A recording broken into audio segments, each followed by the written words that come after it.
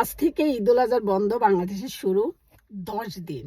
সব স্ত্রী মহা খুশি, কিন্তু বেশি খুশি হয়ে না পুরা সবাই। কারণ কিছু কিছু স্বামী আছে এমন অবস্থা করবে, তখন শুধু বলবেন কখন ছুটি শেষ হবে, কখন যাবে অফিসে।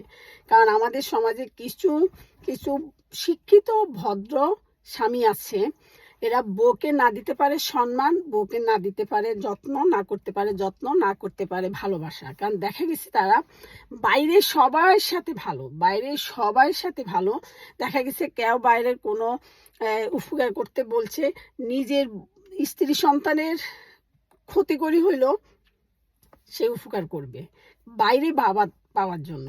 অথচ সেসব বোকা পুরুষরা এটাই চিন্তা করে না যে সবার আগে আমার স্ত্রীর সন্তানকে সময় দিতে হবে। তাই ঈদ উপলক্ষে যে ছুটিটা পেলেন, স্ত্রী সন্তানকে সময় দিবেন, তাদের সাথে ভালো ব্যবহার করবেন, স্ত্রীর সাথে খোঁচাখুচি কম করবেন, যেন আপনার স্ত্রী খুশি থাকে এই ছুটি পেয়ে। ভালো থাকবেন।